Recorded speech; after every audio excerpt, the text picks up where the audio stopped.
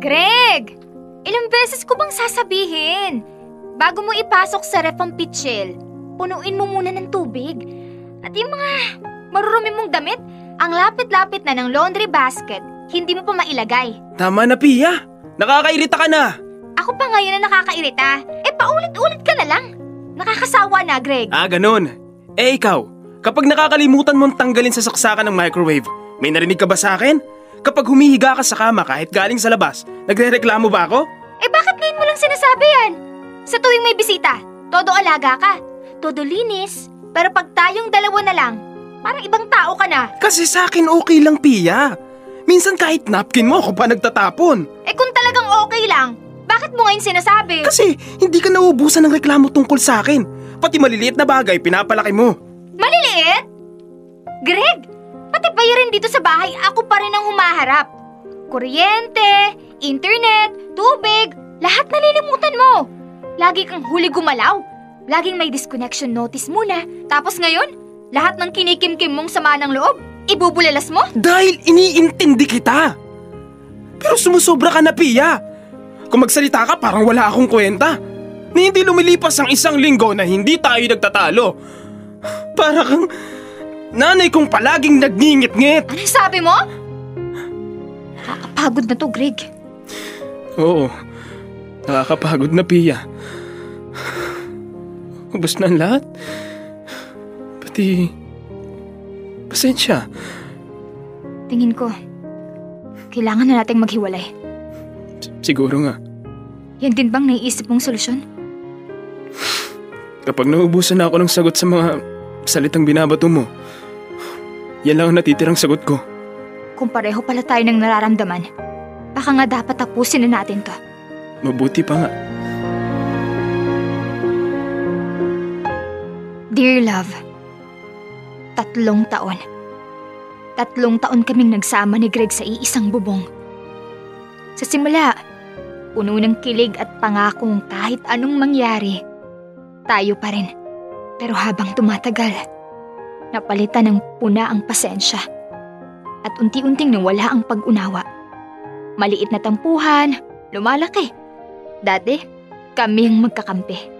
Ngayon, parang 2 estranghero sa iisang bubong. Hanggang pareho na naming tinanggap na wala na. Dahil minsan, ang pinakamabuting gawin ay ang maghiwalay.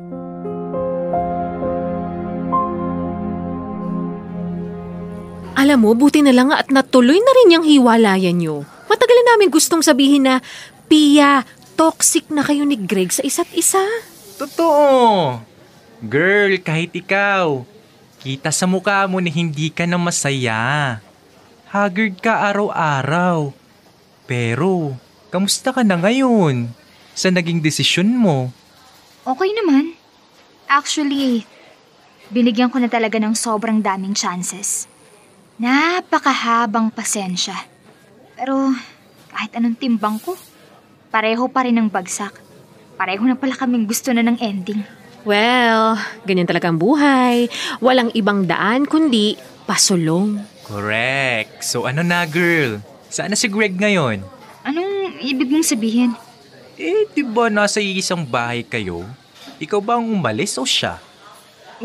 Well, to be honest, magkasama pa rin kami sa bahay.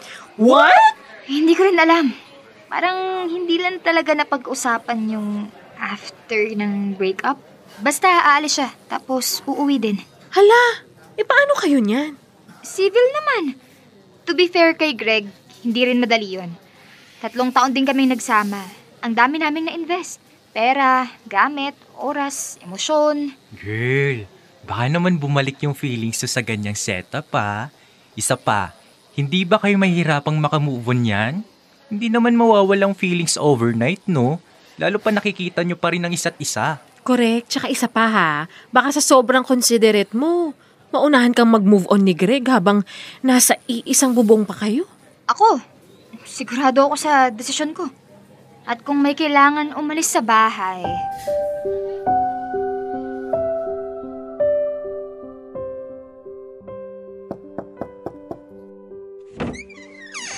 Oh, andito ka na pala.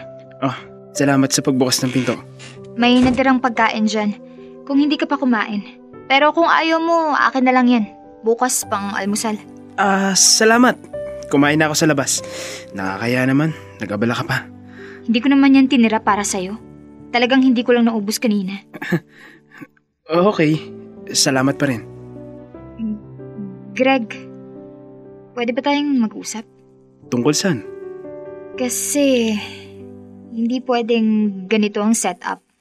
Gusto ko lang malaman, kailan mo balak lumipat? Sa totoo lang, iniisip ko rin yan. Pero baka pwedeng humingi ako ng konting palugit. Pambuela lang, makabangon muna bago umalis. Walang problema, Greg. Medyo malaki-laki na rin ang na-invest ko dito. At hindi ko rin inakala na maghihiwalay tayo ngayong taon. Naiintindihan ko. Salamat, Pia. Pero huwag ka mag-alala. Kapag kaya ko na, aalis na agad ako. Pasensya ka na. Pasensya na rin. So, I guess it's safe to say we're friends. Friends.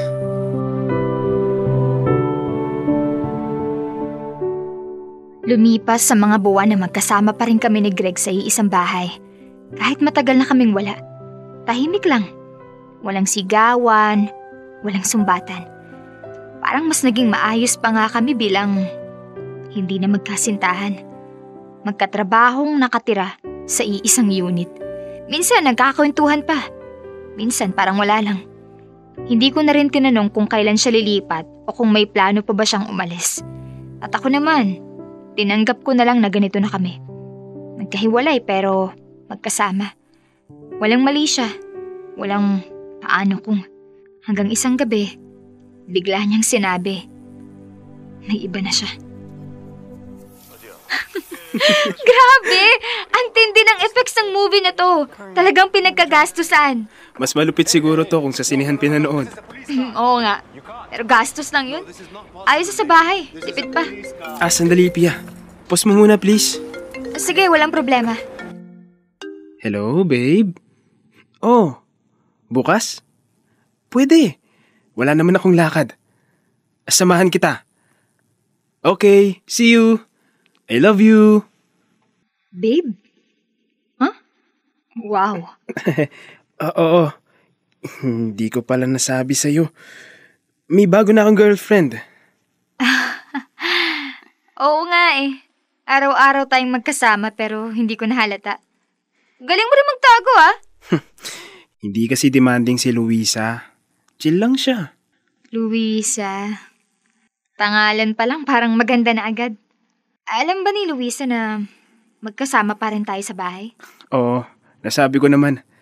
Nahirapan siyang intindihin nung una, pero pinaliwanag ko na lilipat din ako soon. Alam niya na we're just friends. Nung tinanggap niya yung sitwasyon, noon ko nasabing sigurado na ako sa kanya. Okay. Mabuti naman. Well, congratulations. Sana ayusin mo na this time, ha? Oo naman. Ikaw, wala ka pa bang dinidate? Wala pa. Wala yan sa listahan ko ngayon. Hindi pa timing. Hindi ko talaga alam kung anong dapat kong maramdaman nung sinabi ni Greg na may iba na siya. Alam ko naman sa sarili ko, hindi ko na siya mahal. Matagal na. Pero, bakit ganun? Parang may kurot pa rin. Parang may biglang sumikip sa dibdib. Hindi ko rin maiwasang mapaisip. Ganun lang ba ako kadaling palitan? Paano siya nagkaroon ng iba habang magkasama pa kami sa bahay? At mas nakakainis, wala akong karapatang magalit. Hindi ko na siya jowa. Hindi ko na siya pwedeng tanungin ng kung ano-ano. Pero, sa totoo lang, ang dami kong gustong itanong. Nananadya ba siya? O naka-move on na talaga siya? At ako na lang tong naiwan? Hindi ko rin sure kung nasasaktan pa ba ako. O pride ko na lang to. Ang labo, no? Pero totoo. Ang gulo sa loob. Pero sa dulo, wala rin akong magawa. Kasi, ako rin naman yung pumayag sa ganitong setup. Ako rin tong umuo sa tahimik na hiwalayan.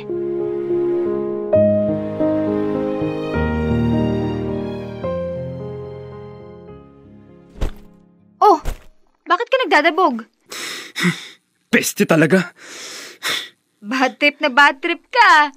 Nag-aaway kami ni Luisa. Ay nako, ano na naman yan? Walaan ko, babae. Hindi, Pia. Basta, parang hindi pa niya ako lubos na kilala. Bakit hindi niyo pag-usapan? Ewan. Sobrang pasensyoso ko. Pero hindi niya nakikita yun. Ayan ka na naman. Naririnig ko na naman yung panunumbat mo. Totoo naman, Pia. Hindi niya ako iniintindi. Hindi ba niya gets na mainitin talaga ang ulo mo?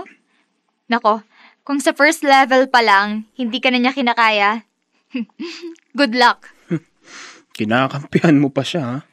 Hindi naman. Ina-analyze lang. Ewan ko. Hindi ko lang maiwasang magkumpara. Magkumpara? Kanino? Sa inyong dalawa.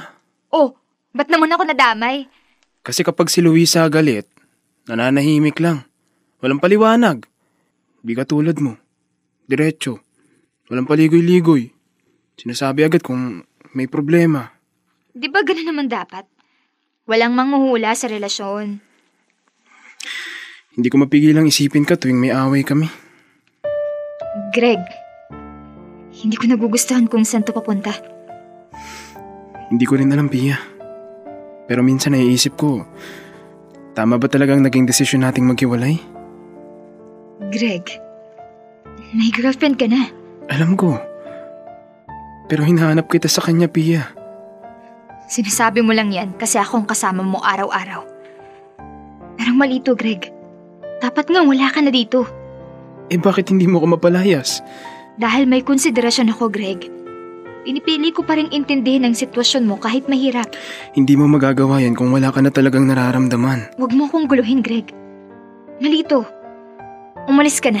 Yan ba talaga ang gusto mo? Hindi ko alam. Bakit hindi natin subukan? Para malaman natin. Greg. Wag. Paano si Luisa? Hindi niya malalaman.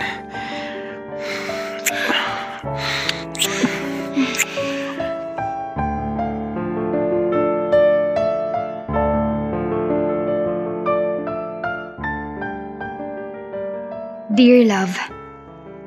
Oo. Nangyari ngang hindi na dapat nangyari.